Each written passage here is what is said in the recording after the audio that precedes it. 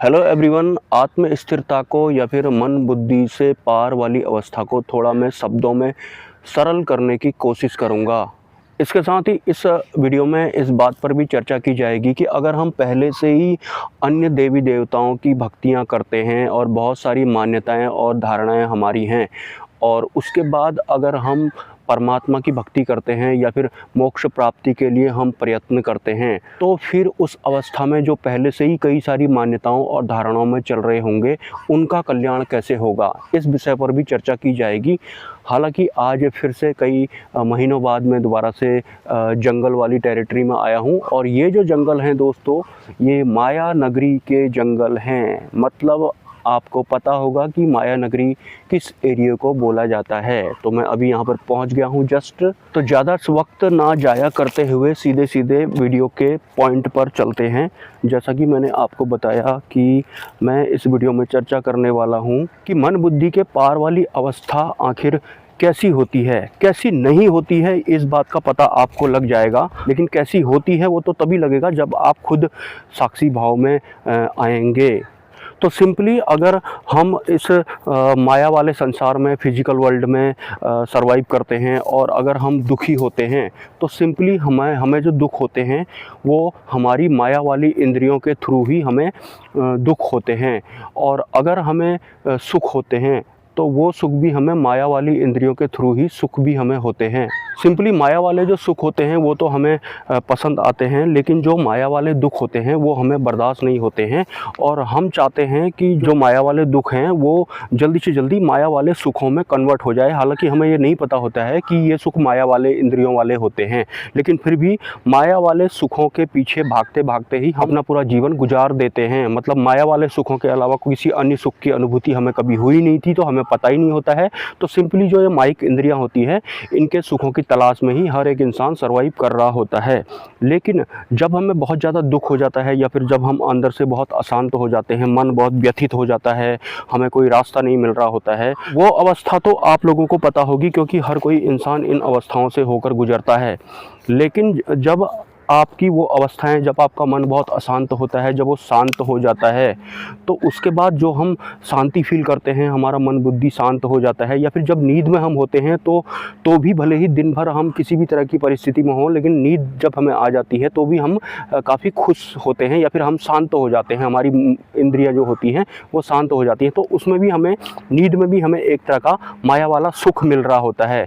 लेकिन असलियत आपको मैं बताऊं तो लोग चाहते हैं कि काश यही नींद मेरी ज़िंदगी भर चलती रहे तो कितना मज़ा आएगा। लेकिन असलियत आपको मैं बताऊं, थोड़ी देर पहले आपका मन शांत हुआ है और आपका दिमाग भी शांत हुआ है, आपको लग रहा है कि बहुत बढ़िया चल रहा है, काश यही अवस्था मेरी रहे, और उस बीच में अगर आपको साक्षी भाव घटित हो जाए सेकंड के लिए, चाहे 5 सेकंड के लिए, तो आपको पता लगेगा कि जो ये मेरा मन बुद्धि शांत हुआ था नींद में, या फिर थोड़ी देर पहले मेरे को किसी प्रॉब्लम का सॉल्यूशन मिल गया था, तो वो शांति जो थी या फिर वो जो माया वाला सुख था, वो इस साक्षी भाव के सामने में नरक तुल्य होता है, नरक के जैसा होता है वो शांति। मतलब अगर हमारा जो मन शांत होता है या फिर किसी तरह के अन्य जो माया वाले सुख होते हैं, ये नरक तुल्य जैसे होते हैं, और इसका अनुभव मुझे हुआ है, इसलिए मैं आपको बता रहा हूँ। तो इंद्रियों वाला जो सुख होता है, माइक सुख जो भी होता है, तो उसका कहीं से कहीं तक हमारी आत्म स्थिरता से कोई लेना देना नहीं होता है। मतलब आत्म स्थिरता जो होती है या फिर जो साक्षी भाव होता है, वो माया वाले या फिर इंद्रियों वाले जो सुख दुख होते हैं, इनके पार वाली एक अवस्था होती है। मतलब माया वाले सुख से उनका कोई भी किसी भी तरह का लेना देना नहीं होता है। तो सिंपली आपको इतना तो पता लग ही गया होगा कि कम से कम दिमाग का शांत होना, बुद्धि का शांत होना या फिर इंद्रियों वाले सुख मिलने का बिल्कुल भी आत्म स्थिरता से कोई लिंक नहीं होता है। वो एक अलग आवरण होता है, और ये जो अन्य होते हैं ये सब नरक तुल्य जैसे होते हैं। ये क्लियर है बिल्कुल, और इसलिए मैंने आपको बताया। हालांकि जो आत्म स्थिर होगा उसको ही पता लगेगा कि आत्म स्थिरता कैसी होती है। मतलब शब्दों में बता के आपको नहीं पता लगेगा, लेकिन आत्म स्थिरता ऐसी नहीं होती है, ये तो आपको मैंने आज बता दिया है। अब बात करते हैं दूसरे टॉपिक पर।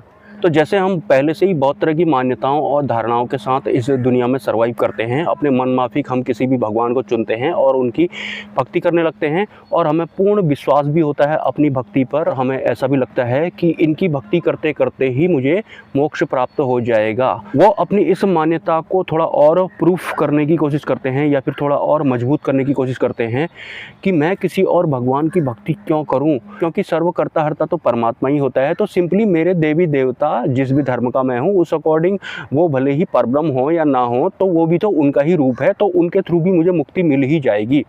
ऐसा बोल करके भी आप अपने आप को मजबूत करते हैं बहुत सारे लोग। मतलब कुछ लोग माता की भक्ति करते हैं, कुछ लोग त्रिदेव की भक्ति करते हैं या फिर किसी अन्य देवताओं की भक्ति करते हैं जिनमें कि उनकी बहुत निष्ठा होती है या फिर दृढ़ आसक्ति होती है। लेकिन उन सभी को अपने अपने एक आयाम दिए गए हैं, लोग दिए गए हैं, तो उनको अपना काम करना है।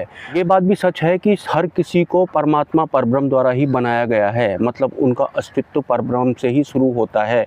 लेकिन जो वास्तव में परब्रह्म हैं, जैसे वो वास्तव में हैं, डायरेक्ट उनकी भक्ति करके उनके जैसा ही हो जाना, वो अध्यात्म सरल होता है, वो बहुत इजी होता है। लेकिन पहले से ही मैं किसी अन्य भगवान को मानता हूँ और वो भी तो परमात्मा का ही स्वरूप है, तो उनके थ्रू ही मुझे मुक्ति मिल जाएगी। अगर ऐसे कोई मुक्ति के लिए प्रयास करता है तो उसे थोड़ा ज़्यादा टाइम लग जाएगा, क्योंकि परब्रह्म एक अलग व्यवस्था है।